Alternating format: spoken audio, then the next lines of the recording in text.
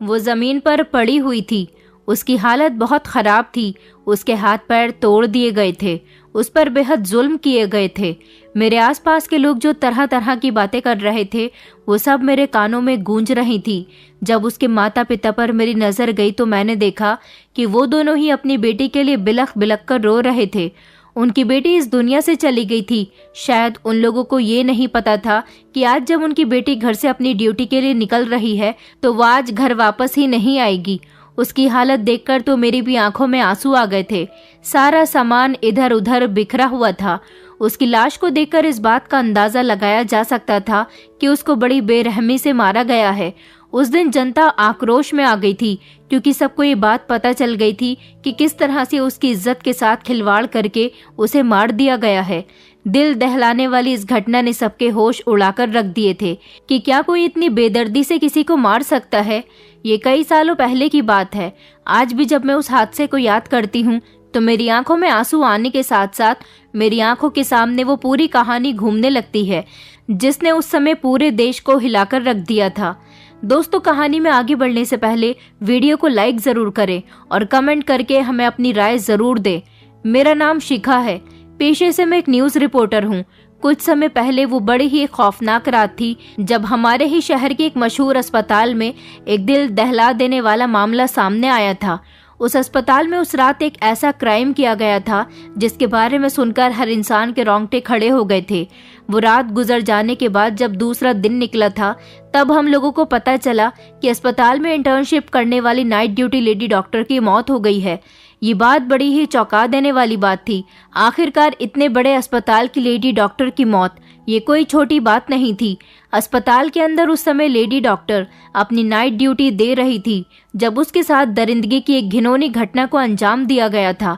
जब हम लोगों को इन्फॉर्म किया गया तो हम लोग मौकाए वारदात पर पहुंच गए थे। उस समय सुबह के 6 बज रहे थे और ये क्राइम रात के 3 बजे अंजाम दिया गया था। जैसे जैसे लोगों को पता चलने लगा अस्पताल में बहुत ज़्यादा भीड़ लग गई। हमें जैसे तैसे इस न्यूज़ को कवर करना था। पुलिस डिपार्टमेंट के कुछ इंस्पेक्टर से बात की गई तो उन्होंने बताया कि लड़की ने आत्महत्या कर ली थी, लेकिन जिस तरह से डेड बॉडी की कंडीशन हो रही थी उस हिसाब से ये बात मुझे बिल्कुल भी सच नहीं लग रही थी क्योंकि डेड बॉडी बहुत ही संदिग्ध हालत में पड़ी हुई थी। लेडी डॉक्टर के शरीर पर कपड़े मौजूद नहीं थे बल्कि उसके कपड़े इधर उधर पड़े हुए थे। पुलिस ने उसके शरीर पर सफेद रंग की चादर डाल दी थी। उसके शरीर से इतना खून निकल रहा था कि उस सफेद रंग की चादर पर भी लाल लाल खून के निशान आने लगे थे। आसपास बहुत सारा खून मौजूद था। दीवारों पर नाखून के स्क्रैचेस लगे हुए थे। लेडी डॉक्टर के जो कपड़े जमीन पर पड़े हुए थे वो सब खून से सने हुए थे। जिस जगह पर यह वारदात हुई थी ये अस्पताल का एक सेमिनार हॉल था। इधर उधर देखने पर वहां का सामान बिखरा हुआ था। कहीं पर टूटा हुआ मोबाइल पड़ा था तो कहीं पर बिखरा हुआ तरह तरह का सामान था। एक तरफ उस लड़की के माता पिता बुरी तरह से रो रहे थे जो बार बार अपनी मरी हुई बेटी को आवाजें लगा रहे थे। फिर जल्दी जल्दी डेड बॉडी को पुलिस ने अपनी हिरासत में ले लिया। हम लोग वहां पर मौजूद एक एक इंसान का इंटरव्यू ले रहे थे जो अलग अलग तरह की बातें बता रहे थे। कोई कहता कि इस लड़की की इज्जत खराब की गई है तो कोई कहता कि इस लड़की ने आत्महत्या कर ली है। सभी लोग अजीब अजीब तरह की बातें कर रहे थे। इस लड़की की मौत बहुत खतरनाक तरीके से हुई थी क्योंकि इसको मारने वाले लोगों ने सबसे पहले इसके शरीर को बुरी तरह से जख्मी कर दिया था। शायद इसके साथ ही सब कुछ करने वाला कोई एक इंसान नहीं बल्कि कई सारे लोग थे, मगर ऐसा किसने किया था ये बात अभी खुलकर सामने नहीं आ रही थी क्योंकि अभी लड़की की डेड बॉडी को पुलिस ले गई थी। माता पिता बुरी तरह से रो रहे थे। डेड बॉडी का पोस्टमार्टम होना था। पुलिस ज्यादा देर वहां पर किसी को रुकने नहीं दे रही थी क्योंकि पुलिस ने वारदात की जगह को सील कर दिया था। आम जनता और हम जैसे मीडिया कर्मियों को वहां से जाने के लिए कहा गया था, मगर हमें तो सारी हकीकत लोगों के सामने लानी थी। लड़की के माँ बाप अभी तो इतनी बुरी तरह से रो रहे थे कि वो किसी को कुछ भी बताने की हालत में नहीं थे। मैं इस केस से रिलेटेड हर इंसान का इंटरव्यू लेना चाहती थी जो मुझे ये बता सके कि आखिर इस लड़की के साथ क्या हुआ था, किस तरह इसकी मौत हुई। कोई तो होगा जो ये बात जानता होगा। पुलिस का साफ साफ कहना था कि ये लड़की ड्रग्स ली हुई थी। नशे की हालत में इसने अपनी जान ले ली, लेकिन वहां जैसे हालात थे उसको देखकर मैं ये मान ही नहीं सकती थी कि लड़की अपनी जान खुद ले सकती है, क्योंकि खुदकुशी करने वाला इंसान खुद अपने हाथों से अपने कपड़े नहीं उतार सकता। खुदकुशी करने वाले इंसान की हालत इतनी बुरी नहीं होती जितनी बुरी इस लड़की की हो रही थी। क्या वो अपने आप को इतनी बुरी तरह से मारेगी कि जमीन पर चारों तरफ उसके शरीर से निकले खून की छींटें होंगी? जब उसे आत्महत्या ही करनी थी तो क्या वो अपना ध्यान आत्महत्या से हटाकर इधर उधर का सामान फेंकने लगेगी?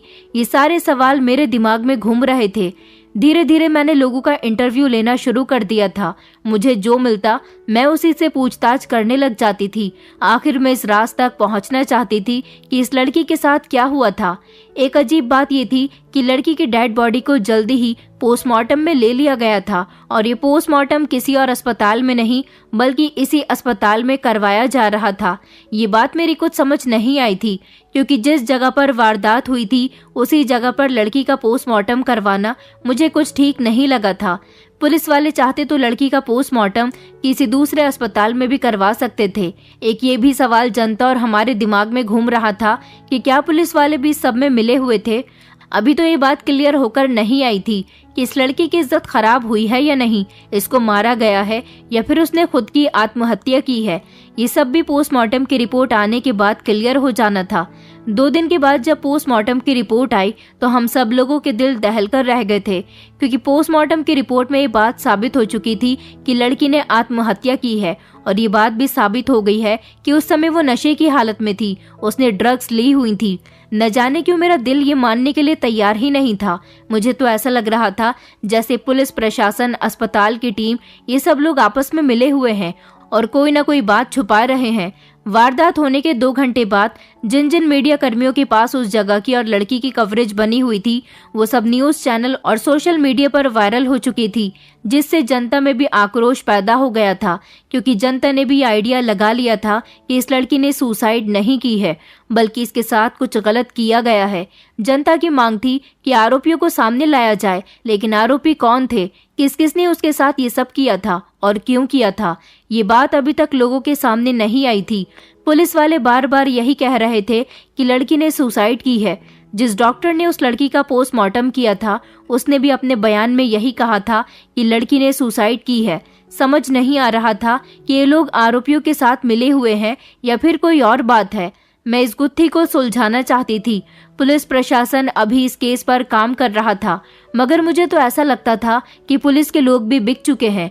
तभी तो उन लोगों को भी ये बात नजर नहीं आ रही थी कि आत्महत्या के केस में और मर्डर केस में काफी डिफरेंस होता है, जो डिफरेंस पब्लिक को और हम लोगों को साफ साफ नजर आ रहा था। मगर आम जनता तो इन बड़े लोगों के सामने ना तो बोल सकती है और ना ही कुछ कर सकती है। लोग सिर्फ इतना जरूर करते हैं कि सड़कों पर आकर प्रोटेस्ट करते हैं। हैरानी वाली बात तो ये थी कि उस लड़की का शव पोस्टमार्टम होने के बाद अंतिम संस्कार करने के लिए उसके माता पिता को नहीं दिया गया था, बल्कि पुलिस प्रशासन ने अपनी निगरानी में शमशान घाट जाकर उसका जल्दी ही अंतिम संस्कार करवा दिया गया था। माता पिता को भी अपनी बेटी के अंतिम समय में उससे मिलने नहीं दिया गया था। वो बेचारे लोग भी क्या कर सकते थे, गरीब लोग थे, क्या पता लोगों ने उनको भी डरा धमकाकर खामोश करवा दिया हो, इसलिए वो लोग सब कुछ खामोशी से होता हुआ देख रहे थे। उन लोगों के पास रोने धोने के अलावा और कोई भी रास्ता नहीं था। हमारी टीम इस केस की छोटी से छोटी चीज पर नजर रखी हुई थी और हर मूवमेंट को अपने कैमरे में कैच करने के बाद उन लोगों तक शेयर कर रही थी।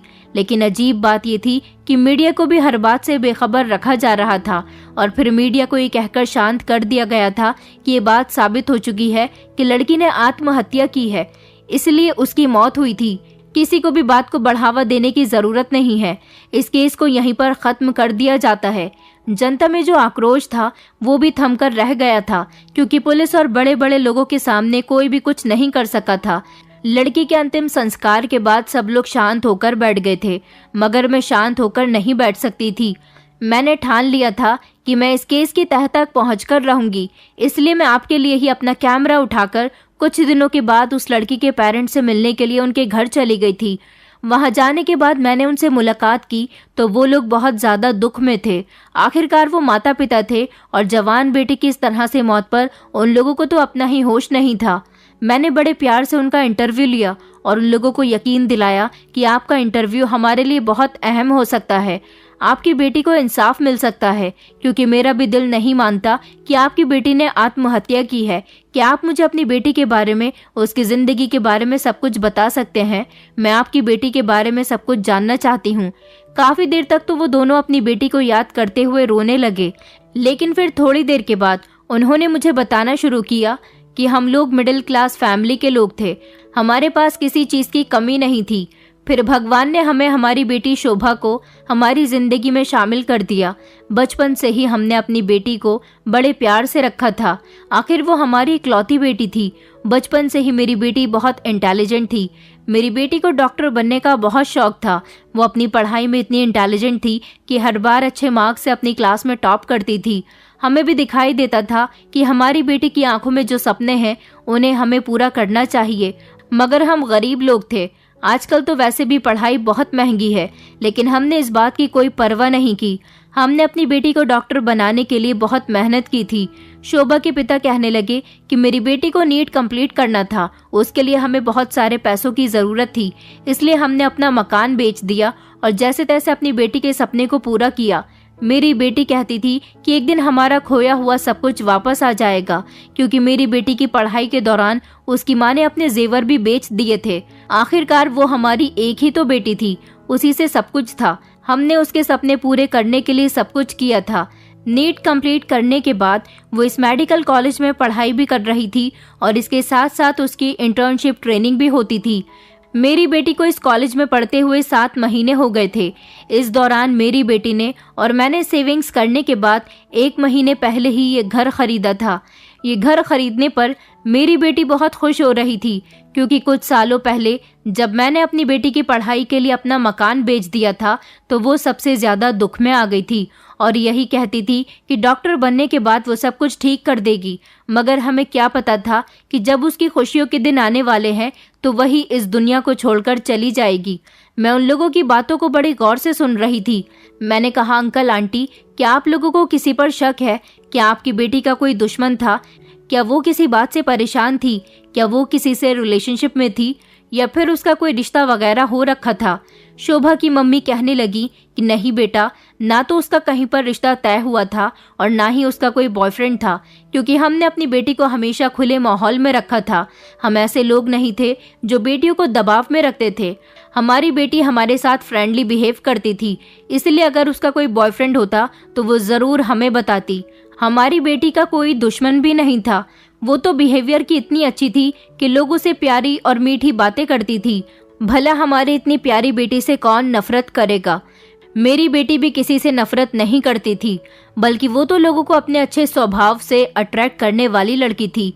हाँ, मगर वो कुछ दिनों से परेशान चल रही थी। जिस दिन से हम लोग इस घर में आए थे वो बहुत परेशान से रहने लगी थी। एक तरफ वो इस घर में आने के बाद बहुत खुश थी, लेकिन हम लोग देखते थे कि जब वो हमारे साथ खाना खा रही होती थी या हम लोगों के पास बैठी हुई होती थी तो उसके नंबर पर किसी की कॉल आती थी। वो जब बात करती थी तो अचानक उसके चेहरे की हवाइयाँ उड़ जाती थी और उसके मुंह से निकलते हुए शब्द थम जाते थे। वो इतनी ज्यादा परेशान रहने लगी थी कि घर में ठीक से खाना भी नहीं खा पा रही थी। मैंने कहा, क्या आपने कभी अपनी बेटी से उसके परेशान होने की वजह पूछी नहीं? और वो कॉल किसकी आई थी? क्या उस कॉल के बारे में आपको पता है कुछ? शोभा की मम्मी कहने लगी, हाँ, एक बार मैंने उस पर बहुत प्रेशर डाला था और उससे पूछा था कि मुझे बताओ कि तुम इतनी परेशान क्यों रहने लगी हो।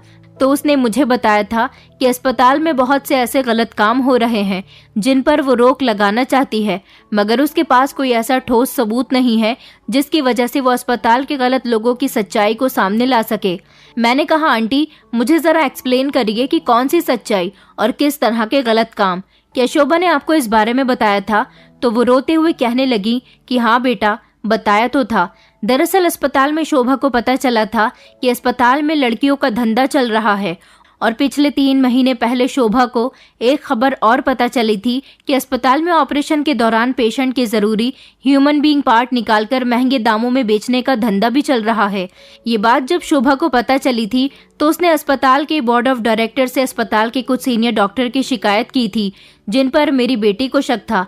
लेकिन हैरानी वाली बात ये थी कि उन्होंने मेरी बेटी को ही गलत साबित ठहरा दिया था और कहा था कि तुम हमारे सीनियर डॉक्टर्स पर इल्जाम लगा रही हो। पिछले 3 महीने पहले मेरी बेटी को खामोश करवा दिया गया था।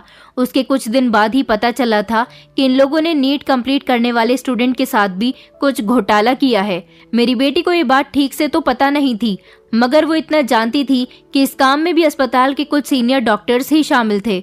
मेरी बेटी को जो भी बात पता चलती थी वो उस बात की तह तक पहुंचने की कोशिश करती थी, लेकिन जब उसका नाम अस्पताल के स्टाफ के सामने आ जाता था तो उसे डराया धमकाया जाता था, मगर वो हार मानने वालों में से नहीं थी। कई बार हमने अपनी बेटी को समझाया था कि तुम परेशान मत हो, गलत लोगों का सच हमेशा सामने आ जाता है।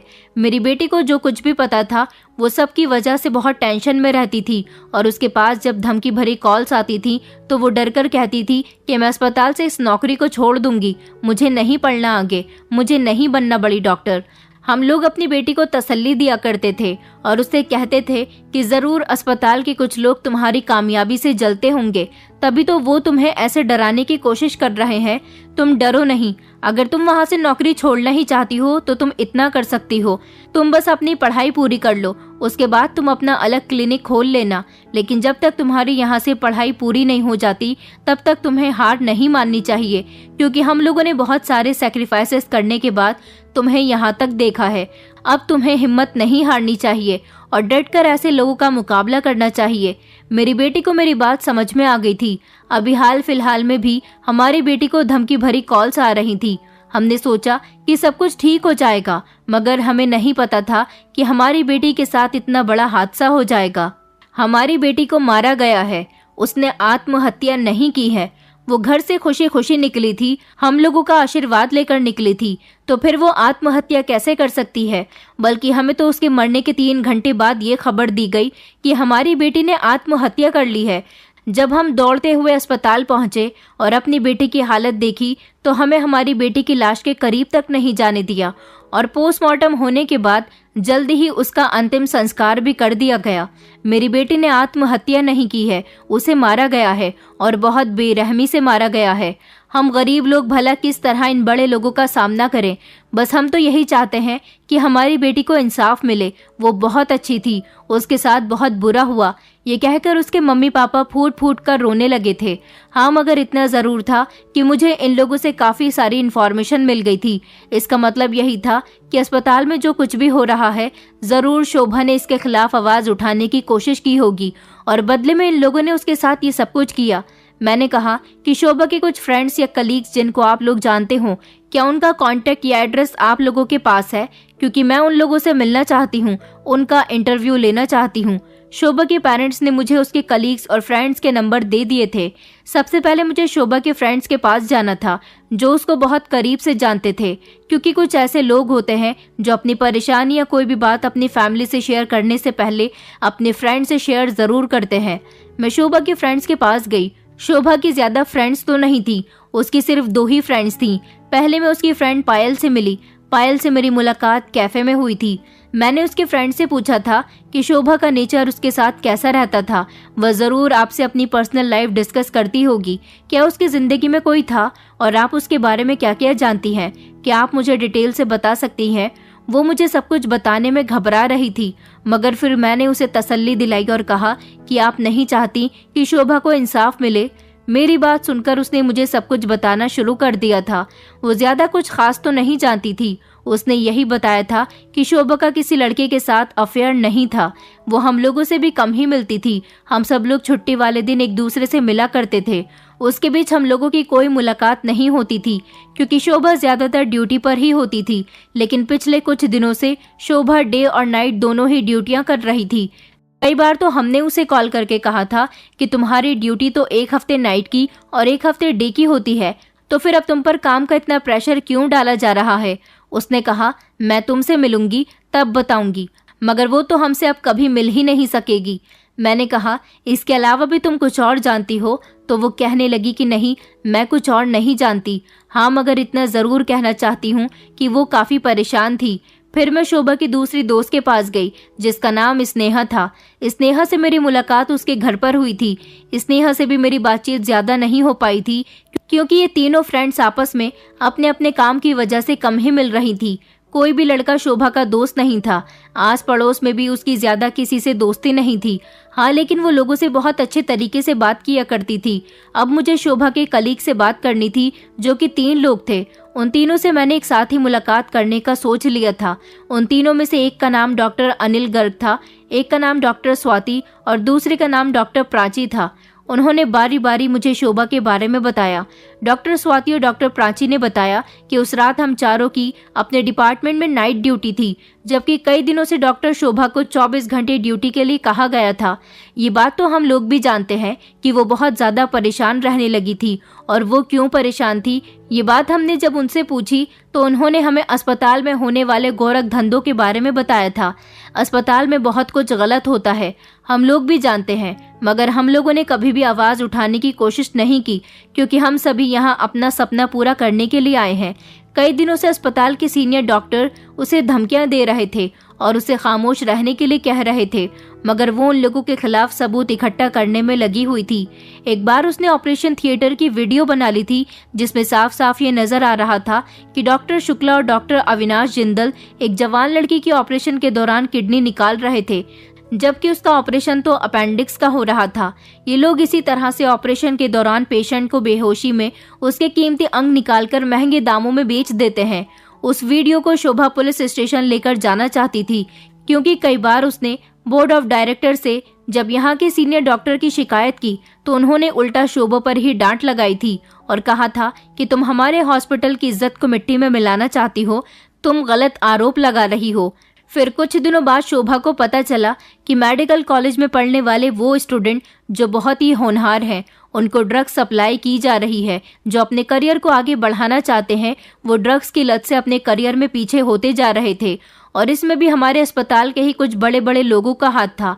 एक सबूत तो शोभा के पास आ चुका था, जिसको वो पुलिस के पास लेकर जाना चाहती थी, मगर ना जाने कैसे अस्पताल के कुछ लोगों को भनक लग गई और उन्होंने शोभा का मोबाइल तोड़ दिया था और उसे धमकी दी थी कि अगर तुमने कुछ भी ऐसा करने की कोशिश की तो तुम्हें इसकी बहुत बड़ी सजा मिलेगी।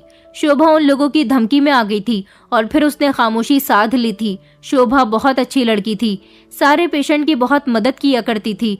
कभी भी उसने किसी पेशेंट या अस्पताल में किसी के साथ बदतमीजी नहीं की थी। शोभा के मोबाइल से सबूत तो वो लोग खत्म कर चुके थे, मगर शोभा को अभी भी ब्लैकमेल किया जा रहा था। कई दिनों से शोभा को नाइट और डे की ड्यूटी करवाई जा रही थी ताकि उसे अपनी गलती का एहसास हो सके। इस दौरान वो अपने घर पर भी नहीं जा पा रही थी, मगर फिर जब कुछ दिन गुजरे तो धीरे धीरे सब कुछ ठीक हो गया था। हमें भी यही लगा कि शोभा ने हार मानकर बहुत अच्छा किया, मगर हमें नहीं पता था कि एक दिन इस तरह से शोभा हम लोगों को छोड़कर चली जाएगी। दूसरी लेडी डॉक्टर ने भी कुछ इसी तरह से बताया था, लेकिन उन तीनों ने एक अजीब बात ये बताई थी कि हादसे वाली रात उन लोगों की नाइट ड्यूटी थी, लेकिन उनको रात 12 बजे तक ईमेल कर दिए गए थे कि उन सब की उनके डिपार्टमेंट में ड्यूटी ऑफ हो गई है और वो लोग अपने अपने घर जा सकते हैं।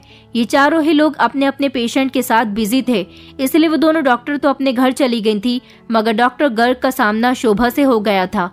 उन्होंने शोभा से कहा कि तुम घर नहीं जाओगी, हम लोगों को मेल आया है कि हम सबकी ड्यूटी ऑफ हो गई है। शोभा ने उसी दिन अपना नया मोबाइल लिया था। उसने जैसे ही अपने मोबाइल को चेक किया तो उसके पास कोई मेल नहीं आया था। उसने सोचा कि शायद उसकी ड्यूटी ऑफ नहीं हुई है। उसने डॉक्टर गर्ग को रोकने की कोशिश की और कहा कि मैं यहाँ पर अकेले ड्यूटी करूंगी, आप एक काम कीजिए, मेरे साथ रुक जाइए। डॉक्टर गर्ग ने उससे कहा था कि मेरी वाइफ प्रेग्नेंट है और मेरी फैमिली भी शहर से बाहर गई हुई है। मैं तो चाहता ही यही था कि ड्यूटी ऑफ हो जाए, मुझे अपनी वाइफ की केयर करनी है, इसलिए मेरे घर जाना बहुत ज़रूरी है। मगर तुम परेशान मत हो, यहाँ पर तो काफ़ी सारे लोग हैं तुम्हारी हेल्प करने के लिए, और वैसे भी सुबह के 4 बजे तुम्हारी ड्यूटी दूसरे डिपार्टमेंट में शिफ्ट कर दी जाएगी, फिर तुम्हें टेंशन लेने वाली कोई बात ही नहीं है। उसने कहा कि मेरी बात सुनकर शोभा बेफिक्र हो गई थी कि डिपार्टमेंट में उसके भी अलावा काफ़ी सारे लोग हैं, वो अकेली नहीं है। और अगले ही दिन ये सब कुछ हो गया। मैंने कहा, जब तुम लोगों को इतनी बात पता थी तो तुम में से किसी ने भी पुलिस को कुछ बताने की कोशिश क्यों नहीं की? वो तीनों डॉक्टर कहने लगे कि मैडम, हम किसी बड़ी मुसीबत में नहीं फंसना चाहते, हमने देख लिया है शोभा का क्या हाल हुआ। मैंने उन लोगों से कहा था कि मुझे शर्म आती है तुम जैसे लोगों पर। शोभा तुम्हारी कलीग थी, तुम लोगों के साथ काम करती थी। जब तुम लोग ही खामोश रहोगे तो उसे इंसाफ कैसे मिलेगा? ये बात तो सभी अच्छी तरह से जानते हैं कि शोभा का मर्डर किया गया है, उसने आत्महत्या नहीं की है। तो क्या तुम लोग उसकी मदद नहीं करना चाहते? मेरी बात सुनकर उन तीनों ने अपना सर झुका लिया। मुझे शोभा की काफी सारी इन्फॉर्मेशन मिल गई थी और हर इन्फॉर्मेशन से यही पता चलता था कि शोभा के साथ गलत करने वाले अस्पताल के ही लोग थे और उन लोगों ने शोभा से बदला लिया था, क्योंकि शोभा एक ईमानदार इंसान थी। वो कुछ भी गलत होता हुआ नहीं देख सकती थी। वो जुर्म के खिलाफ आवाज उठा रही थी और उसकी आवाज को दबा दिया गया। मुझे उस वार्ड बॉय से बातचीत करने का आइडिया आया जो उस रात उस डिपार्टमेंट में मौजूद था। उसके बारे में जानकारी निकालकर मैं उससे भी मिलने के लिए चली गई थी। उसने मुझे बताया था कि उस रात अस्पताल में ज्यादा कोई मौजूद नहीं था। लगभग 2:30 बजे के टाइम पर एक पेशेंट आया था। उसको हार्ट प्रॉब्लम थी। शोभा मैडम उनका इलाज कर रही थी। शोभा मैडम तब तक पेशेंट के साथ ही थी जब तक पेशेंट की हालत कंट्रोल में नहीं आई थी। शोभा मैडम के साथ 2 नर्स और मैं भी मौजूद था। कुछ समय बाद पेशेंट की हालत कंट्रोल हुई तो उसकी देखरेख नर्स कर रही थी। रात बहुत दूर थी, इसलिए शोभा मैडम आराम करने के लिए सेमिनार हॉल में चली गई थी। उस टाइम मैंने 2 सीनियर डॉक्टर्स को सेमिनार हॉल की तरफ जाते हुए देखा था। सीनियर डॉक्टर ने मुझसे कहा था कि डिपार्टमेंट में जितने भी पेशेंट हैं उनके लिए दूसरे स्टाफ को आना है। अभी यहाँ पर जितने भी लोग हैं सब दूसरे वाले डिपार्टमेंट में चले जाओ। इस इंफॉर्मेशन के बारे में डिपार्टमेंट के सफाई कर्मचारी, वार्ड बॉय और नर्स को भी बता दिया गया था और वो सभी लोग वहां से चले गए थे। मैंने उससे कहा, और शोभा मैडम कहाँ थी? तो वो कहने लगा कि पता नहीं, उन्होंने शोभा मैडम से भी जाने के लिए कहा था या नहीं। हमें तो शोभा मैडम की मौत के बारे में तब पता चला था जब एक सफाई कर्मचारी सेमिनार हॉल से कुछ सामान लेने के लिए सुबह के 4:30 बजे के टाइम पर वहां गया तो उसने जोर जोर से चिल्लाना शुरू कर दिया। उसके शोर पर वहां सारे लोग इकट्ठा हुए थे और फिर पुलिस को बुलाया गया था। मैंने कहा इसका मतलब ये था कि धीरे धीरे वहां से सारे ही लोगों को गायब कर दिया गया था। अगर कोई बचा था तो वो सिर्फ डॉक्टर शोभा थी। वार्ड बॉय कहने लगा कि कुछ ऐसा ही हो सकता है मैडम, मैं ज्यादा कुछ इस मामले के बारे में नहीं जानता। मैंने कहा अच्छा ठीक है, तुमसे मुझे बस इतना ही पूछना था। मेरी कुछ समझ नहीं आ रहा था कि मैं क्या करूं। सब लोगों से उनकी बातें सुनने के बाद मुझे शोभा पर बहुत तरस आ रहा था, मगर अजीब बात ये थी कि कुछ दिनों बाद ही लोगों के बीच इस बात को लेकर बहुत गुस्सा फैल गया था, क्योंकि फिर से एक केस ओपन हो गया था। अब ये कैसे हुआ ये तो मैं नहीं जानती थी। मेरा काम तो सिर्फ लोगों का इंटरव्यू लेना और न्यूज़ को कवर करना था। हमारी टीम को शमशान घाट जाने के लिए कहा गया था जहां पर शोभा का अंतिम संस्कार हुआ था। वहां के ओनर से हमारी बात हुई थी। उन्होंने अपने इंटरव्यू में बताया था कि उस दिन हमारे पास शोभा नाम की लड़की से पहले 2 लोगों का शव और आना था जिनका अंतिम संस्कार होना था। उन दोनों के बाद ही शोभा का अंतिम संस्कार होता, मगर पुलिस वालों ने शोभा का अंतिम संस्कार करने में बहुत जल्दी कर दी थी। आखिर ऐसा क्यों था? क्या पुलिस वाले सबूत मिटाना चाहते थे? जरूरी नहीं है कि पुलिस डिपार्टमेंट के सारे ही लोग उनके साथ मिले हुए थे। कुछ ऐसे ईमानदार ऑफिसर्स भी थे जिनको मैं जानती थी। मैंने उनसे कांटेक्ट किया और उनको शोभा के बारे में सब कुछ बता दिया था। शोभा की जितनी भी इंफॉर्मेशन मेरे पास थी वो सब मैंने उन्हें बता दी थी, क्योंकि अब तक मैंने जितने भी लोगों से बात की थी उन सभी की कवरेज मेरे पास थी। मैं जानती थी कि मैं अपने तरीके से शोभा को इंसाफ जरूर दिला सकती हूँ। मुझे उसके आरोपियों तक पहुँचना था। मैं ही नहीं बल्कि पूरा देश ये जानना चाहता था कि शोभा के आरोपी कौन थे, उन्होंने शोभा के साथ ये सब कुछ क्यों किया और इतना बड़ा जुर्म क्यों छुपाया जा रहा है। ये मामला सीबीआई को दे दिया गया था। सीबीआई ने इस मामले की तह तक पहुंचकर इस खेल में आने वाले काफी सारे ऐसे लोगों को अरेस्ट किया था जिन पर सीबीआई को शक था। उनके सीबीआई ने पॉलीग्राफिक टेस्ट भी किए थे जिसे पुलिस वाले आरोपियों को पकड़ने में सफल रह सके थे, क्योंकि सीबीआई को काफी सारे लोगों पर शक था।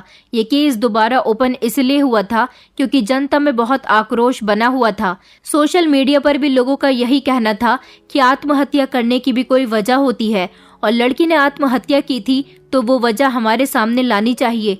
लेकिन उनका कहना था कि लड़की ड्रग्स लेती थी, लेकिन शोभा की इन्फॉर्मेशन के बाद तो यही पता चला था कि वो दूर दूर तक भी ऐसे किसी काम में शामिल नहीं थी। इतने सारे गवाह होने के बाद भी कोई अपनी आवाज खोलने के लिए तैयार नहीं था। जब लोग सड़कों पर उतरे, लोगों में गुस्सा पैदा हुआ।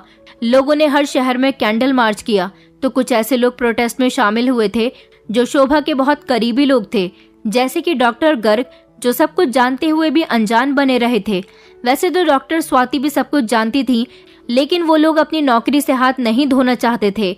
मगर उन लोगों को जब ये बात रियलाइज हुई कि जब पूरा देश इस प्रोटेस्ट में हिस्सा ले सकता है तो वो लोग क्यों शोभा को इंसाफ नहीं दिला सकते।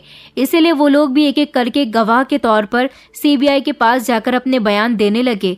इस केस की एक बड़ी वजह ये भी थी कि शोभा का पोस्टमार्टम उसी अस्पताल में क्यों किया गया था जिस अस्पताल में उसके साथ इतना बड़ा हादसा हुआ था। ये बात भी इस तरह से पता चली थी जब गवाहों ने उस डॉक्टर का भी नाम ले दिया जिसने शोभा का पोस्टमार्टम किया था। उसने गलत रिपोर्ट बनाकर दी थी। पुलिस वाले ये बात अच्छी तरह से जानते थे क्योंकि पुलिस वालों को खरीद लिया गया था, अस्पताल के स्टाफ को खरीद लिया गया था, डॉक्टर्स को खरीद लिया गया था। शोभा के माता पिता को धमकी दी गई थी कि अगर उन्होंने अपनी बेटी को इंसाफ दिलवाने की आवाज उठाई तो उन लोगों को छोड़ा नहीं जाएगा। मगर जब शहर के बड़े बड़े ऑफिसर्स ने आपस में बैठकर मीटिंग की और ये केस सीबीआई को सौंप दिया गया तो सीबीआई ने सब कुछ पता लगा ही लिया था। शोभा के आरोपी पकड़े गए थे। उन लोगों ने एक एक करके अपने गुनाह कबूल कर लिए थे। दरअसल शोभा अस्पताल के एक एक गलत काम के बारे में जान गई थी क्योंकि शोभा एक ईमानदार और सच्ची लड़की थी। वो कुछ भी गलत होता हुआ देखकर इग्नोर नहीं कर सकती थी। अस्पताल में गलत काम होते हुए भी बहुत सारे डॉक्टर्स अपनी सैलरी की वजह से वहां पर नौकरी कर रहे थे, मगर शोभा ऐसी लड़की नहीं थी। शोभा को तकलीफ होती थी लोगों को परेशान देखकर। शोभा को तकलीफ होती थी लोगों के साथ गलत होते हुए देखकर। उसने जुर्म के खिलाफ आवाज उठानी चाहिए तो अस्पताल के सीनियर डॉक्टर्स ने उसे धमकी दे दी कि तुम खामोश हो जाओ वरना तुम्हें इसकी बहुत बड़ी सजा मिलेगी। कुछ वक्त के लिए शोभा खामोश हो गई थी। उसको धमकी भरी कॉल्स आने लगी। शोभा ने जो सबूत इकट्ठा किया था उस पर उसका मोबाइल तोड़ दिया गया। शोभा बहुत डर गई थी कि वो एक मामूली सी लड़की है, वो इन बड़े लोगों का सामना नहीं कर सकती। लेकिन इन डॉक्टर्स को लगता था कि शोभा हार नहीं मानेगी, कभी न कभी उनकी सच्चाई दुनिया के सामने लेकर आ ही जाएगी। इसलिए उन सब लोगों ने मिलकर प्लान बनाया कि शोभा को तंग करने के लिए उसको दिन रात की ड्यूटी पर लगा देना चाहिए। इस हादसे के 2 दिन पहले ही अस्पताल में कंस्ट्रक्शन का काम शुरू हो गया था। इस दौरान वहां के कैमरे भी हटे हुए थे। अस्पताल में जो पेशेंट थे उनका ध्यान रखने के लिए 4:30 बजे दूसरा स्टाफ आने वाला था। इस बीच उन लोगों को अपना काम करने का 1 घंटा मिल रहा था। एक एक करके उन्होंने डिपार्टमेंट के सारे ही लोगों को गायब कर दिया था, जबकि लास्ट मोमेंट पर जो हार्ट पेशेंट आया था वो भी प्लान का ही एक हिस्सा था। शोभा को बिजी किया गया ताकि वो इस पेशेंट के साथ बिजी रहे और वो अपने डिपार्टमेंट के स्टाफ डॉक्टर से बातचीत ना कर सके। रात को जब शोभा सेमिनार हॉल में आराम करने के लिए गई थी तब वहां पर पहले से ही सीनियर डॉक्टर्स मौजूद थे। वो 4 लोग थे। उन्होंने शोभा के सेमिनार हॉल में पहुंचते ही उसका दरवाजा बंद कर दिया और उससे कहने लगे कि तुम हमारी सच्चाई दुनिया वालों के सामने लाना चाहती हो। हम तुम्हारा इतना बुरा हश्र करेंगे कि कोई अगर हमारी पोल खोलने की कोशिश भी करेगा तो वो तुम्हारी हालत देखकर खामोश हो जाएगा। शोभा उनसे कहने लगी कि आप लोग ये क्या कर रहे हो, आपकी दरवाजा बंद करने की हिम्मत कैसे हुई। वो सब जोर जोर से हंसने लगे। उन्होंने शोभा को जकड़ लिया। शोभा जोर जोर से चिल्ला रही थी। सेमिनार हॉल की खिड़की और दरवाजे बंद थे, इसलिए उसकी आवाज बाहर तक नहीं पहुंच सकी। उसे पूरी प्लानिंग के साथ अपने जाल में फंसाया गया था। शोभा के साथ ये सब कुछ होना ही था क्योंकि मेडिकल कॉलेज के प्रिंसिपल, अस्पताल के बोर्ड ऑफ डायरेक्टर और अस्पताल के सारे ही सीनियर डॉक्टर्स इस काम में मिले हुए थे जो शोभा से अपनी दुश्मनी निकालना चाहते थे। दोनों डॉक्टर ने शोभा को मजबूती से पकड़ लिया था, जबकि शोभा उन लोगों से बचने की कोशिश कर रही थी। उसने सलवार कमीज पहना हुआ था और अपना व्हाइट कोट भी। शोभा का सामान सेमिनार हॉल में पहले से ही मौजूद था क्योंकि 2 घंटे पहले वो सेमिनार हॉल में आई थी। जब वो आराम करने के लिए कुर्सी पर बैठने ही वाली थी कि तभी अचानक पेशेंट के आने की उसे खबर दी गई, इसलिए वो अपना पर्स और मोबाइल वहीं पर छोड़ गई थी। अब वो दोबारा से फ्री होने के बाद यहाँ आई थी तो उन दरिंदों ने उसे पकड़ लिया था। उसको बुरी तरह से पीटा गया था। उसके गाल पर इतनी जोर से थप्पड़ मारा गया था कि उसका पूरा चेहरा लाल हो गया था। एक डॉक्टर ने उसकी टांगें पकड़ ली थी, जबकि दूसरे डॉक्टर ने उसके हाथ पकड़कर उसे जोर जोर से जमीन पर दे मारा था, जिसकी वजह से उसका सर जमीन पर जोर से लगा था और उसके सर से खून निकलने लगा था। वो भागने की कोशिश कर रही थी, दीवारों तक जाकर पहुंची थी, मगर दीवार से भी टकरा गई और टकराकर गिरते गिरते उसके नाखून दीवार पर लग गए, जिसकी वजह से दीवार पर स्क्रैचेस पड़ गए थे। उन चारों दरिंदों ने एक एक करके उसके साथ गलत काम किया। चाकू से उसके शरीर को गोद दिया गया था। तड़पते तड़पते शोभा इस दुनिया से चली गई थी, लेकिन फिर भी उन दरिंदों को सुकून नहीं मिला तो शोभा की टांगें मोड़ दी गई थी, जिससे उसकी टांग की हड्डी टूट गई। उसे उल्टा करने के बाद उसकी रीढ़ की हड्डी पर इतनी जोर से मारा गया था कि उसकी रीढ़ की हड्डी भी टूट गई थी। उसे कोई इंसान नहीं बल्कि एक प्लास्टिक की गुड़िया समझा गया था, जिसको जगह जगह से तोड़कर वो लोग बहुत खुश हो रहे थे और बार बार यही कह रहे थे कि हमारे मामले में टांग अड़ाने वाले इंसान के साथ हम यही करेंगे। आज तक किसी की इतनी हिम्मत नहीं हुई कि वो अस्पताल में होने वाले किसी भी काम में दखल अंदाजी करे, लेकिन ये लड़की हमारे काम में बार बार रुकावट डाल रही थी। शोभा के साथ सच में बहुत बुरा हुआ था। उस बेचारी को इतनी बुरी तरह से मारा था कि उसके शरीर का सारा ही खून जमीन पर फैल गया था। उसने भागने की और बचने की बहुत कोशिश की थी, मगर वो अकेली थी और ये 4 लोग थे। वो बेचारी अपने आप को इन दरिंदों से नहीं बचा सकी थी। सारे आरोपियों ने एक एक करके अपना जुर्म कबूल कर लिया था, क्योंकि सीबीआई ने इस केस से रिलेटेड सभी लोगों को अरेस्ट कर लिया था। इस काम में मैंने भी अपना पूरा सपोर्ट किया था। हर मौके की कवरेज बनाकर मैंने अपने चैनल पर दिखाई थी और साथ ही साथ पुलिस वालों की भी मदद की थी।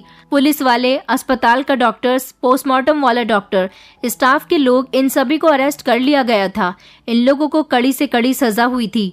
पोस्टमार्टम की रिपोर्ट गलत बनाने वाले डॉक्टर को भी पैसे खिलाए गए थे। यही वजह थी कि वो सच बोलने को तैयार नहीं था, लेकिन जब उसका पॉलीग्राफिक टेस्ट किया गया तब उसकी सारी सच्चाई सामने आ गई थी। शोभा की असली रिपोर्ट तो आज तक सामने नहीं आ सकी, क्योंकि अस्पताल के प्रिंसिपल को शक था कि कहीं शोभा की लाश किसी सही इंसान के हाथ लग गई तो उसकी दोबारा से पोस्टमार्टम रिपोर्ट भी हो सकती है। इसलिए उन्होंने जल्द से जल्द उसकी लाश को ठिकाने लगाने के लिए उसका अंतिम संस्कार करवा दिया, ताकि ये बात दबकर रह जाए। उस समय हमारे देश की जनता इस लड़की को इंसाफ दिलाने के लिए बहुत गुस्से में आ गई थी। उसके आरोपी तो पकड़े गए, लेकिन क्या उन लोगों को सजा मिलने के बाद हमारे देश में जुर्म कम हो गए? आज भी हमारे देश की बेटियां डर डर कर जीती हैं। शोभा के माता पिता को बहुत खुशी हुई थी जब उनकी बेटी को इंसाफ मिला था। शोभा इतनी समझदार और पढ़ी लिखी लड़की थी। अपनी आंखों में ही अपने सपने दबाकर चली गई। बड़ी डॉक्टर बनने का सपना उसका सपना ही रह गया।